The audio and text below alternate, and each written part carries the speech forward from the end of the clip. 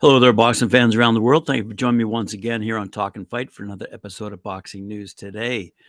Let's start off with some relatively local news. Claressa Shields, she was expecting probably 15,000 fans at the Little Caesars Arena, but in front of, roughly speaking, 12,000 fans.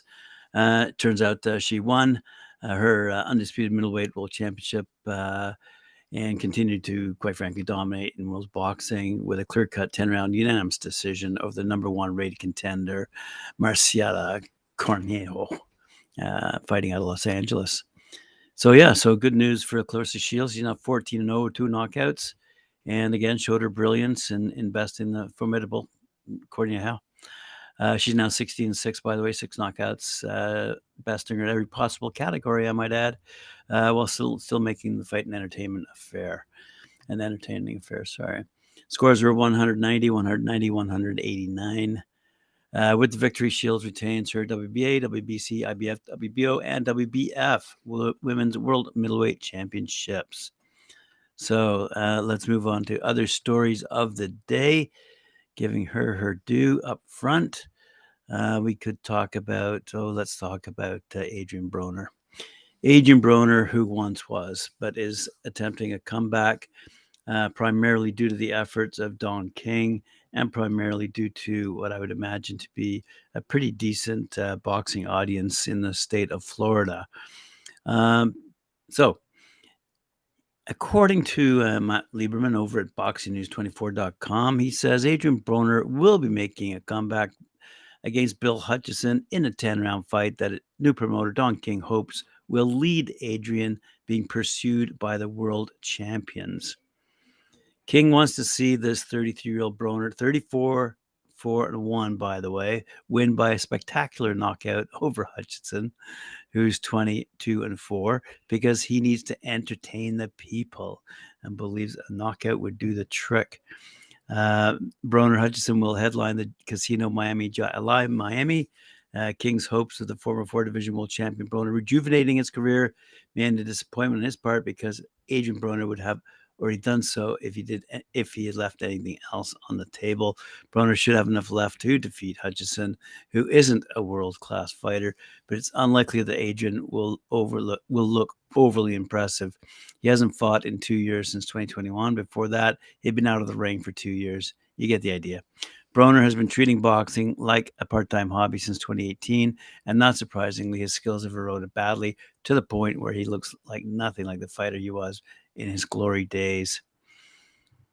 Quick little uptick on that Broner situation. World Boxing News reports that the top-end 3,500 and next level ringside table seats have all been sold out for this particular fight in Miami, featuring former world champion Adrien Broner. So it looks like Miami does, in fact, have an appetite for boxing, potentially the entire state of Florida, because we do report on matches that take place over in Tampa, as well as some in Orlando, as well as some in Miami. So it seems to be a pretty decent yet quiet hotbed of boxing matches. And certainly this one seems to be on its way to being sold out. With respect to pay-per-view, I don't have any numbers in front of me, but you got to imagine that Don King, look at this. So I do have some numbers. It's not going to be So interestingly enough, Don King has Don Only in America King will be available live on pay-per-view for $24.99 US, and the live stream will be available on Fight TV, DonKing.com, and iTube247.com. Show starts, by the way, at 6:50 p.m. Eastern Time, with the first bell expected at 7 p.m. Eastern Time. So there you go. Ringside seats sold out, next level sold out, and pay-per-view tickets are under $25 US. So let's see how Adrien Broner does in his comeback attempt. Now, I promised you some heavyweight news, and here we go. Unified WBA, IBF, WBO heavyweight world champion Oleksandr Usyk, 20-0, 13 knockouts, has now signed a multi-fight deal with Saudi Arabian-based promotional company Skill Challenge Promotions. And that's the outfit that was established by Prince Khaled bin AbdulAziz in 2023, early this year.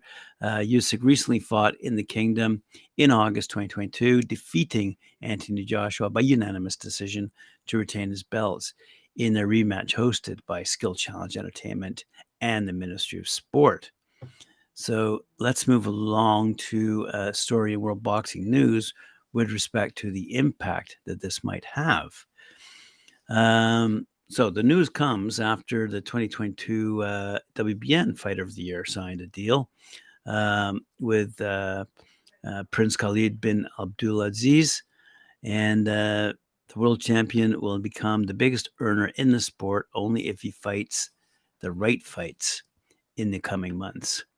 Usyk could go from being told he's on the B side of many negotiations by his rivals to having the might of Prince Khaled behind him, making offers to opponents on his behalf. This means the likes of Tyson Fury, Anthony Joshua, and Deontay Wilder would have to accept offers from Prince Khaled. The prince will want to ensure his fighter gets the lion's share, no doubt. It's a massive turnaround for Usyk, who was involved in a recent purse bid that garnered only $8 million. His next fight against Daniel Dubois will land him only $6 million. However, Usyk can expect 8-figure purses from now on under the guidance of Prince Khaled. Speaking about the deal, Prince Khaled was beaming at landing one of the big four heavyweights. He said Skill Challenge Promotions takes pride in working with an elite champion such as Oleksandr Usyk. He not only possesses technical greatness in the ring, but greatness outside it as well as an ambassador for the sport. We aim to work with multidimensional champions, those who possess the mutual core values Oleksandr does, and we appreciate those above everything else. And he makes a quick little comparison to Cristiano Ronaldo, by the way. In the information sent along regarding this deal is likened to Cristiano Ronaldo's massive $80 million earnings with Al Nassr FC, a huge boost that has significant repercussions. The signing of Usyk, to the kingdom's Skill Challenge Promotion Company draws significant parallels with Cristiano Ronaldo's signing with the Saudi's Football League. It demonstrates the influence and momentum the Kingdom of Saudi Arabia is gathering in the sporting world. It aligned with Crown Prince, His Royal Highness, Prince Mohammed bin Salman's National Reform Program, Vision 2030. By the way, Director of Boxing Operations for the promotion company, Amir Abdullah, stated, Prince Khaled's mission is to put the best fights for the fighters and for the fans, also to collaborate collectively with all global promoters, management, and networks. Well, hopefully that includes Talk and Fight. All right, moving along to fighting. It seems like Oscar de la Hoya and Ryan Garcia are not getting along these days. Because Oscar de la Hoya, as you know, attempted to put Ryan Garcia together with Manny Pacquiao and has now been being branded as a fake by Ryan Garcia. De La Hoya continues antagonizing fans and fighters signed to his roster in his worrying behavior by any professional boxing promoter. The former world champion enjoys a burst of joy on social media that far too often gets followed by rants and raves at anyone who questions his methods, says World Boxing News. Many times in the past, WBN has reported on comments by De La Hoya that no figurehead or legend in the sport should engage in. The latest blast aimed at Ryan Garcia could prove to be the last straw. De La Hoya reacted badly to an interview given by Garcia in which the super lightweight questioned support from De La Hoya and Golden Boy after his loss to Gervonta Davis, who's now in jail, by the way. The former 11-time world champion hit the roof, leading to an exchange with Garcia that no promoter and boxer should display in public. After the spat began, Garcia responded to De La Hoya with his own view. He said, okay, buddy, you got it all figured out. I'm tired of you disrespecting my whole career, and you think none of it matters. said Garcia. You know I'm about to fight this guy and you go act buddy with him. You don't care about your fighters. Really tired of this fake act.